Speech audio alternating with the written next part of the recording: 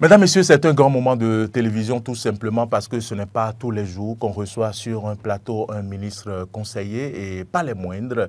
Ce matin, comme annoncé, nous recevons sur ce plateau dans cet entretien spécial sur Matin d'Éden, le ministre Romaric Ogoualé. Monsieur le ministre conseiller, bonjour. Bonjour, cher ami Maurice. Merci d'avoir accepté notre invitation. Le thème, on le sait, c'est l'alimentation en eau potable du département des Collines. Comment Patrice Talon a transformé l'impossible en possible dans les collines? C'est de cela que nous allons parler. Je rappelle que le week-end dernier, le samedi dernier, le collège des ministres conseillers, sous la houlette de ministre conseiller Janvier Yahweh-Déhou, était sur le barrage de Aïdjoko et dans le département des Collines, et vous avez visité les installations en ce qui concerne le problème qui se pose, le problème d'eau qui se pose avec acuité dans ce département. Monsieur le ministre, puisque vous êtes installé, je rappelle que vous êtes le ministre conseiller en charge de l'énergie, de l'eau et des mines, désormais au Bénin. On parle de ministre conseiller. Hier encore, un Béninois m'a demandé, mais le ministre conseiller, quel rôle il joue? Je vous adresse la question. Et une fois encore, merci d'être sur ce plateau. Merci beaucoup, monsieur le journaliste. Je voudrais profiter de votre antenne pour saluer tous les Béninois de par toute l'étendue du territoire, parce que je sais que vous êtes suivis de partout. C'est un plaisir d'être sur votre plateau. Et chaque fois que besoin sera, nous serons là pour apporter toutes les informations, en l'occurrence en ce qui concerne la mise en œuvre du programme d'action du gouvernement du président Patrice Talon. Pour revenir à votre question, vous avez vu, je souriais. Tout à fait. Parce qu'aujourd'hui, je crois bientôt 3 mois que nous sommes à la tâche.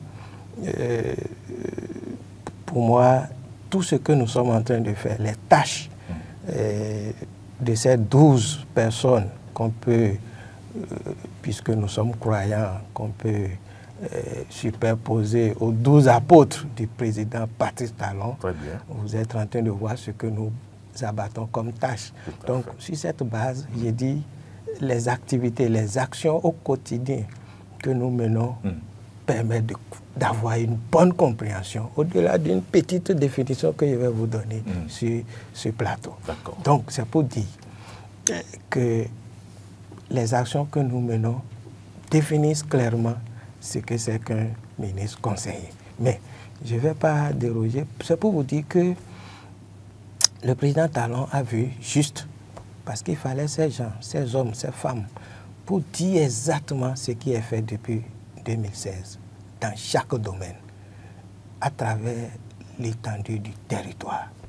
Et aussi, au-delà de tout ce qui est fait, il y a quelques poches, il y a des spécificités, et les populations n'ont pas toujours les personnes qu'il faut pour porter leur doléance, parce que les ministres sont à la tâche pour résoudre les questions. Donc, il ne fallait pas les déconnecter. Ils ont la tête dans le guidon, comme le président de la République. Talon. Donc, il ne fallait pas les déconnecter, que de les désorienter sur cette... Parce que tout est connu, l'orientation est connue. Donc, il fallait amener ces 12 personnes pour venir compléter. Et le ministre Akponala a dit que les ministres conseillers, loin d'être des doublons, sont des compléments nécessaires pour accompagner et pour permettre à la population de dire chaque jour tout ce qu'ils vivent. Et les 3 mois que nous sommes en train de passer, j'ai dit, ça donne raison au président Talon de mettre en place cette équipe pour continuer l'œuvre que les Béninois l'ont confiée depuis 2016. Autrement dit, on retient et on comprend que le rôle du ministre conseiller, c'est d'amener les populations à toucher du doigt les réalisations du président Patrice Talon. Et de recueillir leur avis, l'amélioration. Aujourd'hui, les informations, le modèle qui était calqué dans la tête de chacun de nous, tout doit quitter le haut. D'accord. Mais aujourd'hui, tout quitte du bas vers le haut. Vers le haut, très bien. Et aujourd'hui, vous comprenez et les populations comprennent. Au début, tout le monde disait que, voilà, c'est quoi ce machin, c'est encore quelque chose de budgétivore, mais... On parlait même de vous-vous-là. Voilà. Est-ce que vous confirmez que ce n'est pas le vous-vous-là? Vous avez des techniciens rompus à la tâche qui savent. Et nous remontons systématiquement pour solutionner, parce qu'un gouvernement est là pour solutionner les problèmes. Et c'est à ça que le président Talon a apporté. Monsieur le ministre conseiller, parlons maintenant de l'alimentation en eau potable dans les collines. Pourquoi au cours de votre descente sur le terrain samedi dernier, le mot qui revenait souvent dans vos propos, tous les ministres qui se sont exprimés en langue nationale, on entendait miracle. Pourquoi parlez-vous de miracle? Miracle parce que dans ce département, il y a quelque temps, c'était dit que c'était impossible d'avoir de l'eau pour les populations. Donc, qui l'a dit? Les populations qui l'a dit, monsieur le ministre? Les populations souffraient le mardi.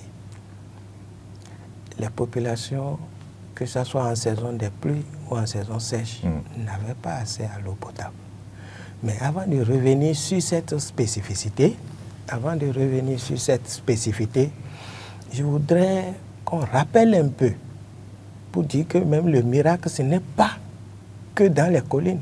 Le miracle, dans ce domaine, qui est un domaine très capital. Oui. Parce que, de vous à moi, quelqu'un ne peut pas se lever un jour et ne pas boire de l'eau ou bien ne pas se laver. Impossible. Donc, ce secteur vital, avec tous les investissements qui ont été faits, et aujourd'hui, je peux vous donner, c'est des chiffres pointus que vous pouvez aller vérifier sur le terrain, parce que je reviens même d'une tournée où je disais, lors de mes propos, pour dire que nous sommes venus superposer les données qui sont dans les rapports avec les réalisations physiques. Et qu'au terme de cette tournée, nous sommes satisfaits de tout ce qui est fait, que nous sommes en parfaite cohérence de tous les investissements qui sont faits dans ce secteur. Et gardez deux chiffres. Lesquels? En 2016, on était à 376 villages qui avaient accès à l'eau potable. Aujourd'hui, à date, nous avons 800 villages. Donc, en moins de 10 ans, le gouvernement du président Talon a doublé l'accès à l'eau potable. C'est ça. Donc, c'est de lourds investissements.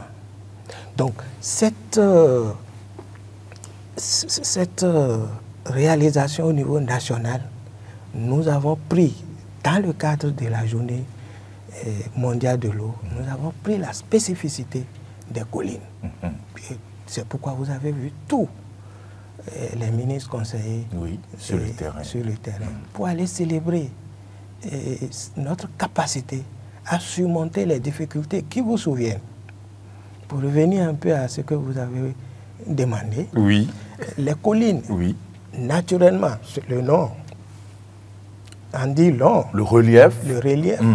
Le substratum géologique qui est là ne permet pas d'avoir les fourrages. Donc quand vous voulez avoir des fourrages, c'est à travers les failles. Donc c'est un peu d'eau stockée dans les failles qu'on arrive à pomper.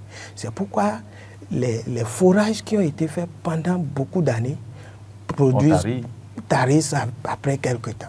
Donc c'est pour dire que ce n'est pas que les gouvernants antérieurs n'ont pas eu de volonté, mais n'ont pas eu cette vision proactive pour aller vers des solutions durables et définitives.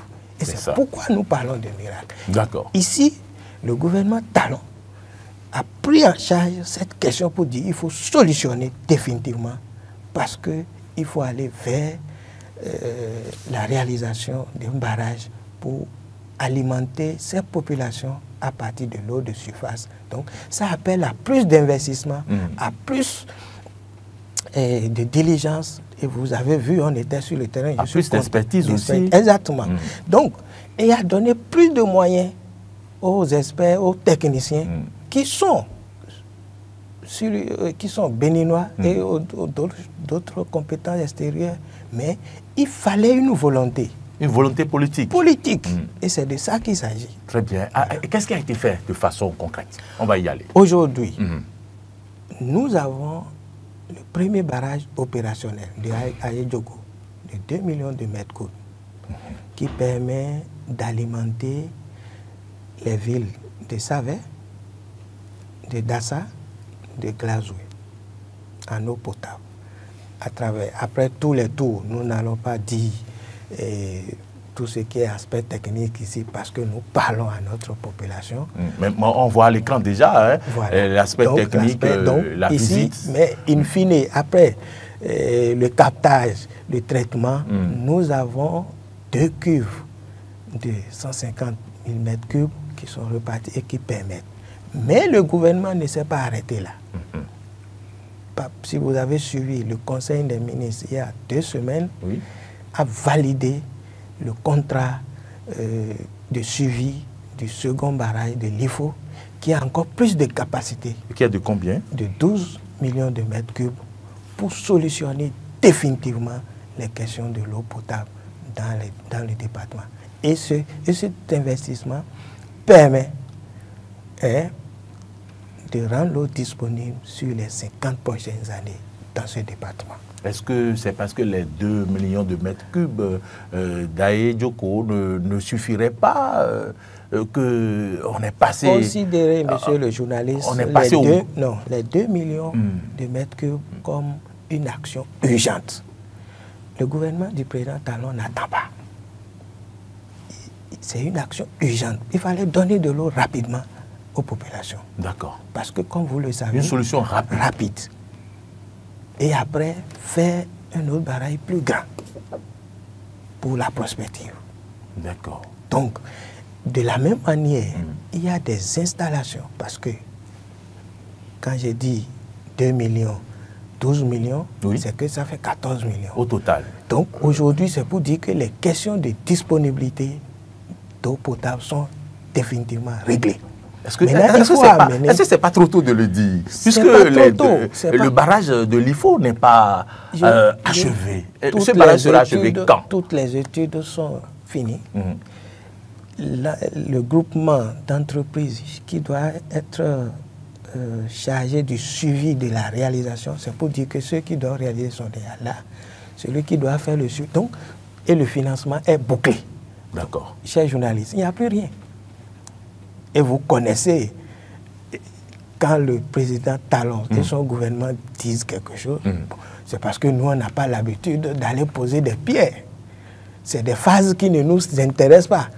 Je peux vous poser la question. C'est comme si vous jetez des pierres. Vous n'en posez pas, mais vous en jetez. Je voudrais vous poser une question ici. Est-ce que vous savez quand est-ce que le barrage de Aye-Djoko a été lancé, réalisé et finalisé? Je ne le sais pas. Voilà, c'est la marque du gouvernement du président Talon. Donc, attendez le temps contractuel et on ira célébrer le barrage de l'IFO de 12 millions de mètres cubes.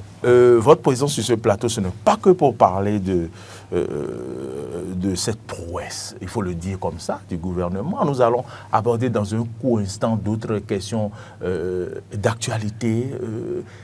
Quel message avez-vous à lancer aux populations? Le message fort, c'est de dire aux populations de continuer par faire confiance à ce gouvernement, un gouvernement sérieux. Et je l'ai dit tout à l'heure, les questions de disponibilité de l'eau sont définitivement réglées. Mais nous sommes maintenant dans la phase de l'accès. C'est-à-dire comment amener cette eau qui est désormais disponible dans le département des collines, dans chaque ménage.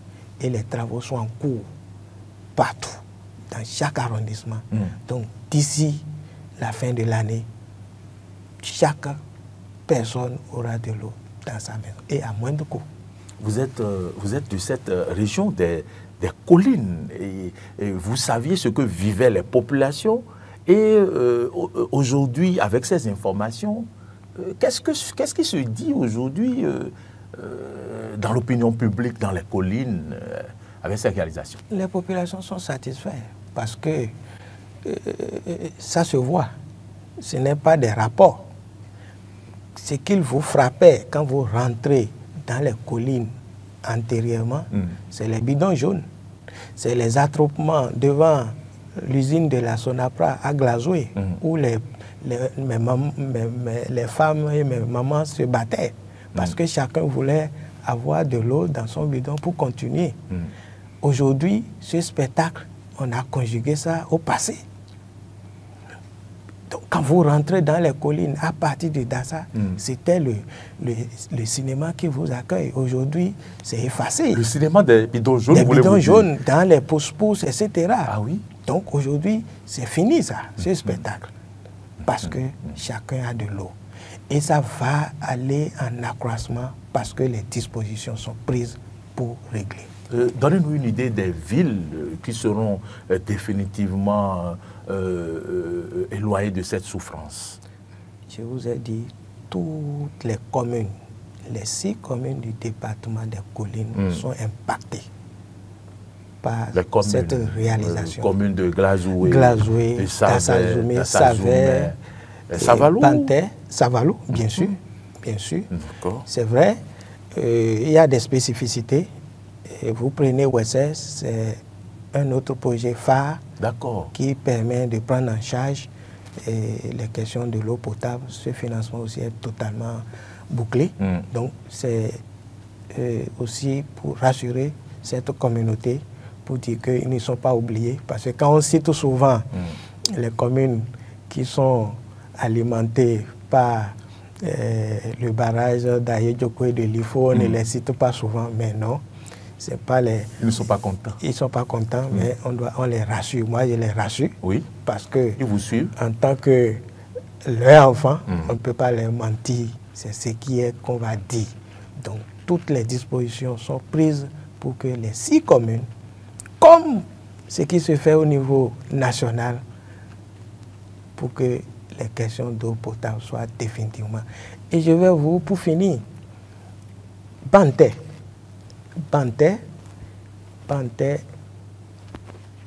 serait la première commune à être dans l'accès universel de l'eau potable. Un défi que le gouvernement du président Talon est en train de relever. Vous apportez une information capitale. Capitale, parce qu'il ne reste qu'un arrondissement et les travaux sont en cours. C'est pour dire que c'est des questions essentielles pour ce gouvernement et nous y travaillons. Et vous voyez, les collines, c'était bien d'aller célébrer. Je viens de vous donner cette information. On serait ensemble pour aller célébrer l'accès universel à l'eau potable à Banté dans quelques jours. Très bien. Merci pour cette information capitale que vous apportez. Avant de vous amener un peu sur les sujets d'actualité, je ne peux pas quand même vous faire venir dans ce studio sans que vous ne vous prononcez sur les actualités, les sujets d'actualité. Nous allons suivre cet élément qui retrace un peu cette visite du Collège des ministres conseillers sur le terrain avant de revenir pour la suite de cet entretien. Nous avons vu avec émotion le miracle.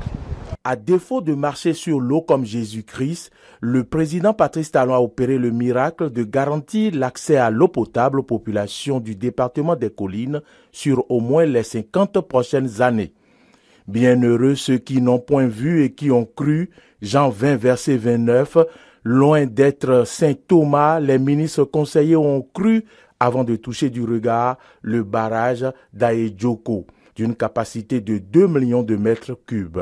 Au cours de cette visite de terrain, plusieurs stations de pompage d'eau ont été visitées avant le barrage. C'est l'eau brute que nous pompons pour alimenter notre barrage en cas de besoin.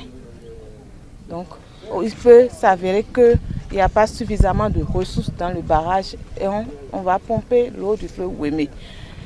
Ou bien la station aussi peut envoyer l'eau directement à une autre station, c'est la station SP2. C'est là qu'il y a le pré-traitement, c'est le premier ouvrage de traitement, le pré-traitement. Donc on peut aussi directement pomper de cette station vers celle-là. Le mécanisme de pompage d'eau a été expliqué au ministre conseiller sur les stations de pompage numéro 1 et 2. Cap a été mis ensuite sur le barrage d'Aye-Djoko, situé sur le fleuve Ouémé. Ce barrage est la réponse complémentaire au déficit en eau potable de Savè, d'Assazoumè, Glazoué et environ. À la station de traitement d'eau de Gobé, l'eau brute rentre et l'on obtient, après traitement, de l'eau potable prête à être consommée aux normes de l'OMS.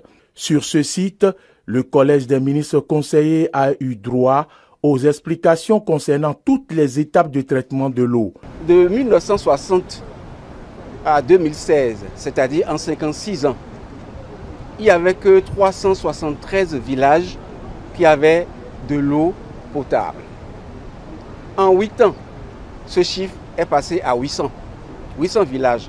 Et ces 800 ont été réalisés entre 2021 et 2023. Sur un autre plan, il n'y avait que 3 millions de Béninois qui avaient de l'eau potable en zone rurale, jusqu'en 2016. Et il se trouve qu'aujourd'hui, il y a eu une augmentation de 2 millions de Béninois qui ont de l'eau potable en zone rurale. C'est fabuleux. Et selon les perspectives annoncées, sous peu, et nous aurons encore un taux qui va avoisiner les 95% sous quelques mois. Dans la commune de Glazoué et plus précisément à Lifo, un barrage de 12 millions de mètres cubes d'eau est en construction pour porter à 14 millions de mètres cubes d'eau pour les populations des communes de Savè, de Glazoué, de Dassazoumè, de Savalou, etc. Dans les collines, les populations peuvent désormais passer des quotidiens plus sereins grâce à la disponibilité de l'eau potable. Je ne sais pas si vous avez une impression par rapport à ce résumé avant qu'on le passe maintenant au sujet d'actualité. Merci beaucoup. C'est pour dire que nous sommes tout à fait en phase parce que ce reportage fait la synthèse de tout ce que nous sommes en train de dire ici depuis quelques moments. Donc, merci à l'équipe de Eden pour cette visibilité au cours de cette activité majeure que le Collège des ministres conseillers a réalisée. Merci encore. Parlons maintenant de sujets d'actualité. Oui, une loi sur la chefferie traditionnelle a été votée à l'Assemblée nationale. Ça suscite des grincements dedans. Vous suivez un peu les avis de certaines personnalités, autorités, même des royaumes, je ne sais pas, délégations de chefferie sont allés voir le président de l'Assemblée nationale. C'est à croire que tout le monde n'est pas content. Qu'avez-vous à dire à ce propos? Merci beaucoup. C'est vrai que vous me sortez du cadre. On est venu parler de l'eau, mais que cela ne tienne, je voudrais dire un mot sur ce sujet d'actualité qui n'est pas moins important parce qu'il s'agit de l'organisation de notre société. Tout à fait. Et c'est encore un défi que le gouvernement du président Talon a relevé, parce que qu'il vous souvienne, depuis la révision de la Constitution en 2019, et la reconnaissance de la chefferie traditionnelle est devenue une question majeure, parce qu'il fallait sortir cette composante qu'est l'organisation de la chefferie traditionnelle des questions politiques, de l'instrumentalisation que font les politiques de cette composante. Et pour ne pas sortir un mot ici, c'était de la clochardisation que les politiques faisaient. Donc il fallait vraiment organiser, où les difficultés entre familles, lignées, etc., mettre de l'ordre. Et je crois que c'est pour acter ce processus que le vote a eu lieu. Et je crois, avant, il y a eu déjà des commissions qui ont travaillé. Et nos députés ont voté avec beaucoup d'attention cette loi. Une loi qui est votée, tout le monde ne peut pas être content. Mais je voudrais attirer l'attention du peuple béninois en disant que la loi n'a pas objectif de venir recréer des royaumes, etc., ou de conforter un certain... Non, c'est de mettre de l'organisation dans ce qui existait. Ça. Donc, que cela ne tienne, le gouvernement du président Talon est un gouvernement sérieux. On est en train de recueillir toutes les observations pour que ce qui peut être corrigé soit corrigé. Et je sais qu'un comité est déjà en train de travailler et continue. Et si vous avez suivi aussi l'actualité ce matin, je crois il y a eu 51 observations faites et le gouvernement a apporté des éclaircissements. C'est pour rassurer les Béninois, pour dire que je crois que cette loi, au-delà de tout ce qu'on peut dire, va venir mieux structurer et donner plus d'étoffe. On n'aura plus des rois qu'on traîne au soleil, sous la pluie, parce qu'ils dépendent de telle chapelle politique, etc. Très bien. Alors, dans cette loi, on a appris que les chefs religieux, tout, ne doivent plus faire de la politique. On ne doit plus mêler la politique à la chefferie traditionnelle. Quel est votre regard par rapport à cela? Quand même, l'on mobilise... C'est essentiel, c'est essentiel. Et c'est ce qui doit être. Vous voyez, nos rois sont des gardiens du temple, sont des gardiens de nos us et coutumes. Je suis sûr, dans votre famille, vous avez un da qui est celui-là, le garant. Lorsqu'il y a les problèmes dépassent le noyau familial, on va vers lui. Mais si celui-là devient partisan, quelle serait sa capacité de solutionner les problèmes qu'on va amener vers lui? Donc, ceci étant, c'est nécessaire qu'on soit dans cette posture à partir de maintenant pour que surtout les politiques n'aillent pas piocher n'importe comment. Ce domaine doit être un sanctuaire pour chacun de nous parce que c'est de notre culture il s'agit. Voilà. Très bien. Alors, revenons à ce procès d'Argny-Yvon qui a repris et qui donc révèle des facettes et tout. Est-ce que vous suivez le procès, le déroulement du procès, monsieur le ministre conseiller? Je suis de près, parce que c'est un problème social et les parents ont besoin de faire leur deuil et ils ne peuvent pas faire leur deuil sans savoir ce qui est arrivé à leur fils et qui est, je crois, encore un cadre. Donc pour moi, les Béninois, nous devons continuer à faire confiance à notre justice, parce que seule la justice peut éclairer la lanterne.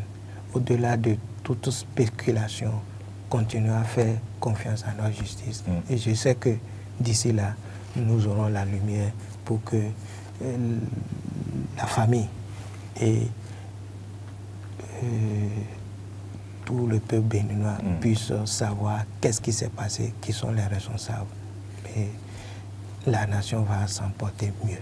Monsieur le ministre conseiller Romaï Kogoualé, je ne vais pas quand même vous faire venir ici sans vous poser certaines questions qui préoccupent l'opinion publique. Vous avez en charge l'énergie, l'eau, les mines. Parlons de l'énergie, les coupures intempestives observées ces dernières semaines, mais également les factures salées. Les populations vous attendent sur cette question. Merci beaucoup, monsieur le journaliste. Je crois, comme je l'ai dit, dans le secteur de l'eau, nous allons revenir ici pour parler de l'énergie. Parce que dans ce domaine aussi, c'est beaucoup d'investissements. Et je peux vous dire de façon rapide que dans ce domaine aussi, les questions de disponibilité sont définitivement réglées.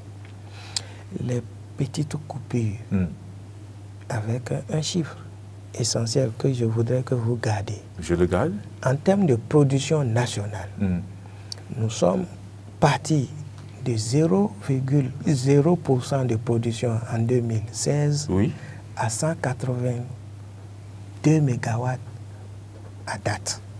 de production. D'accord. Propre. Pour le Bénin. Pour le Bénin. Donc, gardez ça. Les détails, lorsque vous allez m'inviter, je vais revenir vous faire les détails. Donc, c'est pour dire, nous n'avons pas de problème de disponibilité aujourd'hui. Mais vous savez, c'est un domaine où nous n'avons pas fait des investissements pendant longtemps, surtout pour le transport. Comment transporter? L'énergie, certes, peut être produite, mais il faut transporter vers chaque ménage. C'est ça. Et il y a beaucoup d'investissements qui sont en train d'être faits dans ce domaine de transport, etc. Donc, changement des lignes. On remarque des raccordements. Donc, c'est lors de ces changements de lignes, etc., ou bien des débranchements que nous avons. Aujourd'hui, les lignes sont vétustes. Sont vétustes. Donc, c'est ce travail. C'est pourquoi je vais encore appeler les populations à la patience. Pour dire que beaucoup de choses sont en train d'être faites dans ce domaine aussi.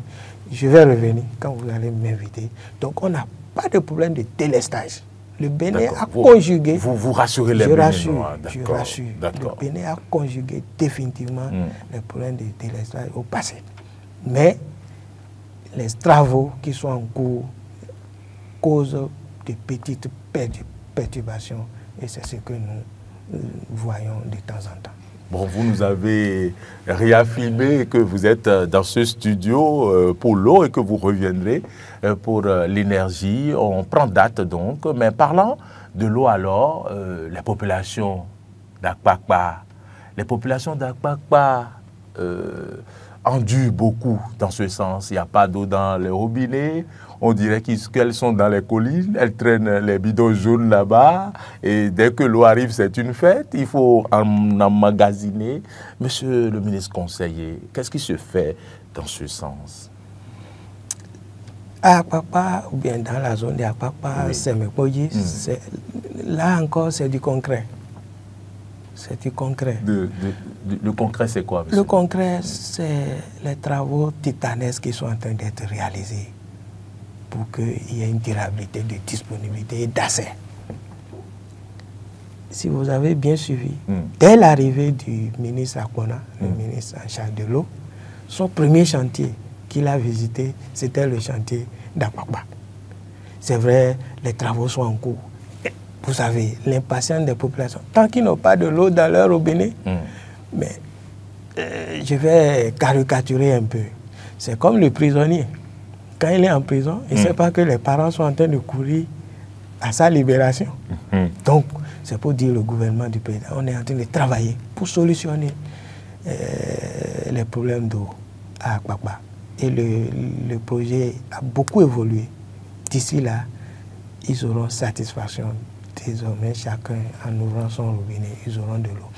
Les va-et-vient qu'ils observent, il faut prendre de l'eau, c'est pour ne pas couper systématiquement. Donc, il y a un service minimum qui est organisé, parce que je l'ai dit à l'entame, si on coupe définitivement, les populations vont beaucoup souffrir. Donc, c'est pourquoi il y a un planning qui est mis en place pour envoyer quand même de temps en temps, mais d'ici quelques jours, ça serait réglé parce que les travaux seront terminés et l'accès à l'eau potable et de qualité et au niveau des Akpakpa jusqu'à Semekoji. Mais pourquoi vous ne communiquez pas sur ces aspects pour expliquer aux populations ce qui se réalise? On a vu les services de communication qui sortent de belles images, qui montrent ce qui se fait au Bénin. Mais quand les populations ne savent pas ce qui se fait, elles ne peuvent pas patienter. Monsieur le ministre conseiller. Nous travaillons chaque jour à le faire, raison pour laquelle je suis sur votre plateau, pour rassurer les populations. Alors, vous avez abordé plusieurs aspects, plusieurs sujets sur ce plateau. Je pense que lentement mais sûrement, nous sommes en train d'aller vers la fin de cet entretien que vous avez bien accepté de faire avec nous. En venant ici, vous avez observé le changement également. Cette route sur laquelle tous les jours il y avait d'accidents, de décès. Dites-nous un peu, qu'est-ce que vous avez observé pour venir à Glodjigbe maintenant? Nous avons la double voie. Le gouvernement est en train de faire avancer les choses également sur ce plan. Je considère cette facette comme votre témoignage pour ce gouvernement. Et je vous en remercie parce que quand quelqu'un fait quelque chose, il faut le dire. J'ai fait moins de 15 minutes pour aller à votre studio parce qu'il y a double voie, malgré que ça soit en chantier. C'est pour dire que ce que je disais au niveau de l'eau, de l'énergie, ce n'est pas le seul secteur. Le gouvernement du président Talon a embrassé tous les secteurs. Et c'est systématique. Mais il y a une phrase qui dit qu'il embrasse trop mal et très... On doit changer cette... Mais il fait exception.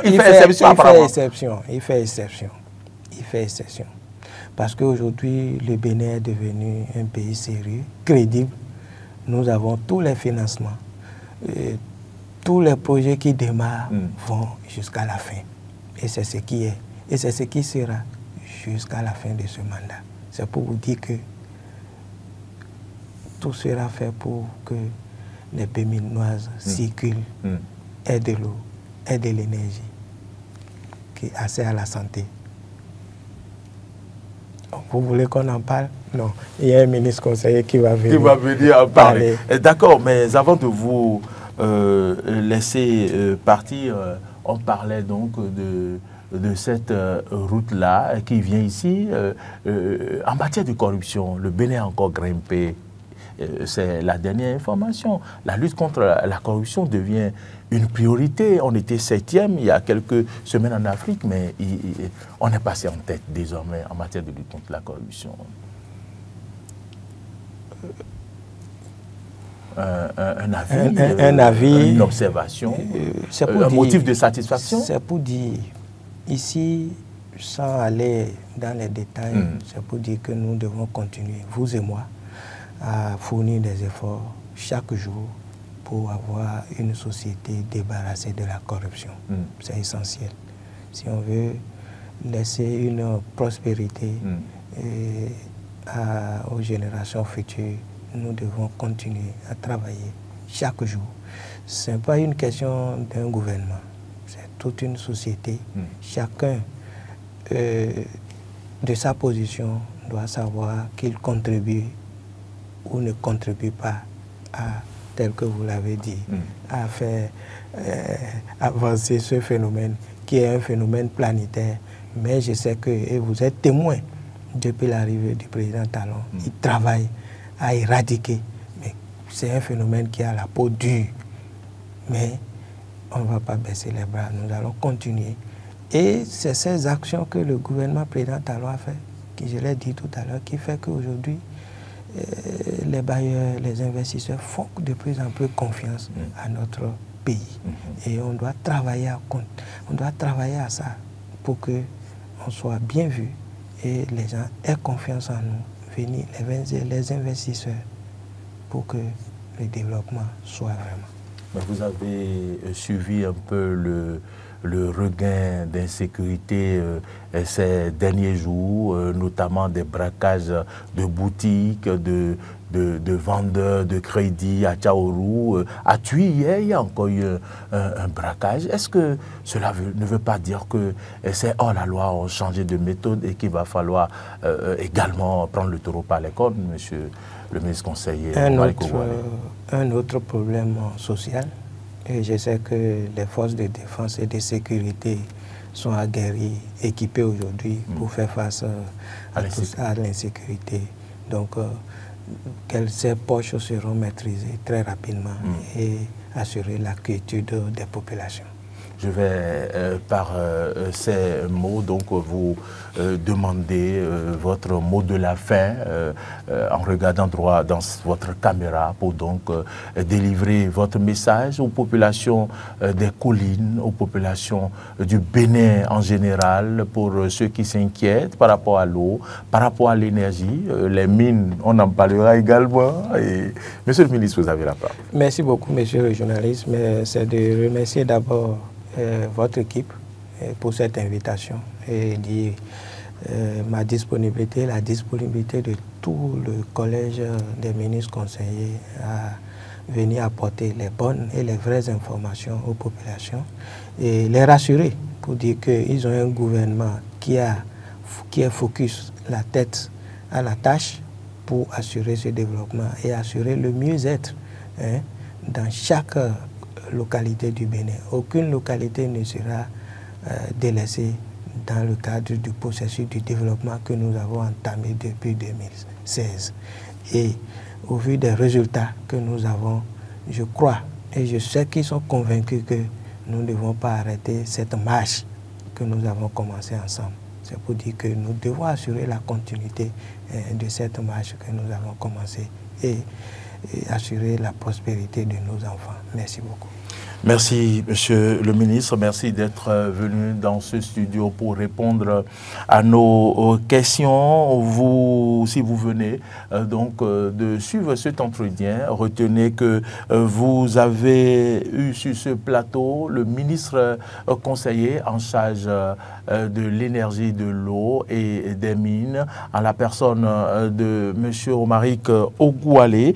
Nous avons parlé de l'alimentation en eau potable dans le département des Collines et on a parlé de comment Patrice Talon a transformé l'impossible en possible dans le dit département. Vous avez suivi le ministre répondre à nos questions à ce propos, mais également nous l'avons amené à réagir à plusieurs questions en ce qui concerne l'actualité nationale, notamment la question liée au procès d'Agnivor. Nous avons également parlé de ce sujet lié à la chefferie traditionnelle, la loi votée, les polémiques.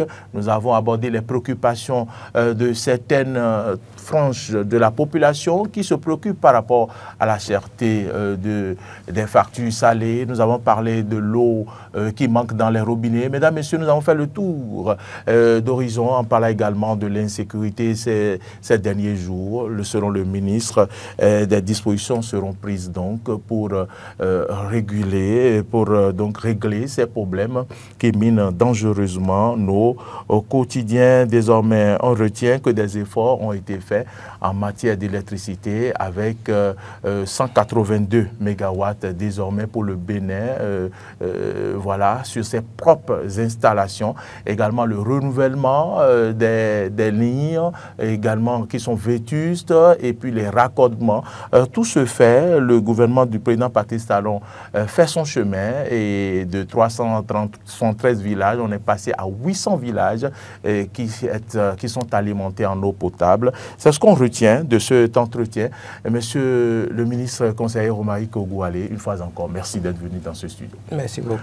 Cet entretien, cette émission Matin d'Éden que nous avons démarré depuis 8 heures, s'achève ainsi avec toute l'équipe de production et de réalisation, avec à sa tête Rebecca Ogoualé, Rebecca Ogou, bien sûr. Rebecca Ogou, ça fait rire le ministre.